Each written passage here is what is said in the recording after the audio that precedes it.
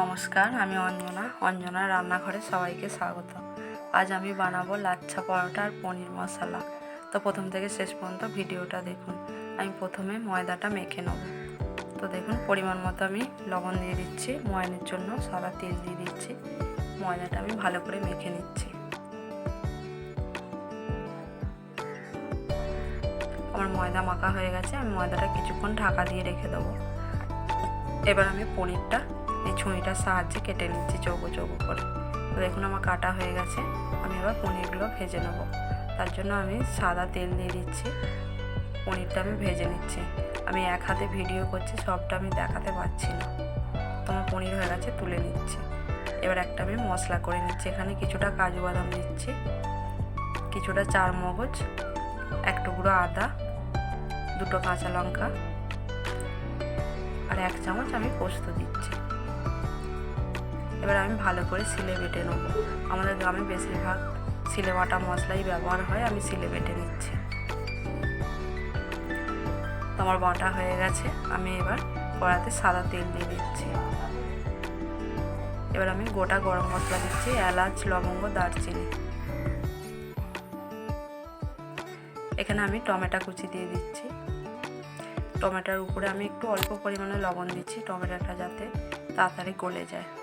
তো দেখুন, আমি এবার বেটে রাখা মশলাটা দিয়ে দিচ্ছি। অল্প পরিমাণে হলুদ দিচ্ছি আর একটু অল্প পরিমাণে লঙ্কার গুঁড়ো দিচ্ছি কালারটা হওয়ার জন্য।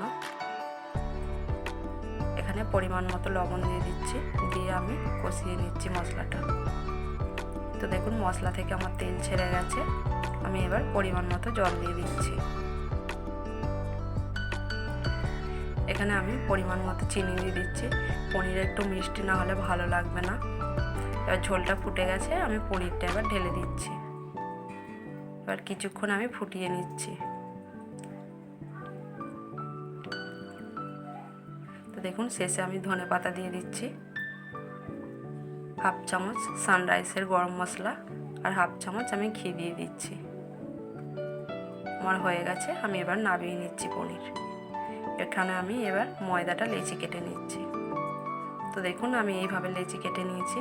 আমি এবার তেল দিয়ে রুটির সাইজের বড় করে আমি বেলে নিচ্ছি। এবার আমি ছুরিটার সাহায্যে লম্বা লম্বা করে কেটে নিচ্ছি। তো দেখুন, আমার কাটা হয়ে গেছে। আমি এবার রোলের মতো পাকিয়ে নিচ্ছি। দেখুন, এবার হালকা করে আমি টেনে বাড়িয়ে দিচ্ছি। এবার গোল করে আমি পাকিয়ে নেব।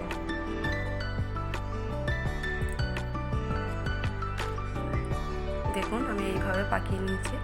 আমার একটা লেচি রেডি হয়ে গেছে। আমি এইভাবে সবগুলো রেডি করে নিচ্ছি। তো এবার আমি হালকা চাপ দিয়ে বেলে নিচ্ছি। বেশি চাপ দিলে হবে না, লেয়ারগুলো বোঝা যাবে না। এবার আমি প্রথমে তেল দেবো না, প্রথমে সেঁকে নিচ্ছি।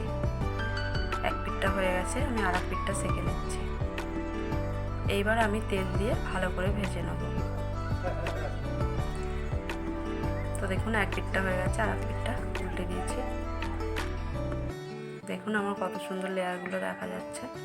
এবার আমি তুলে নিচ্ছি। এক এক করে আমি সবগুলো এইভাবে ভেজে নিচ্ছি। দেখুন, আমার ভাজা হয়ে গেছে।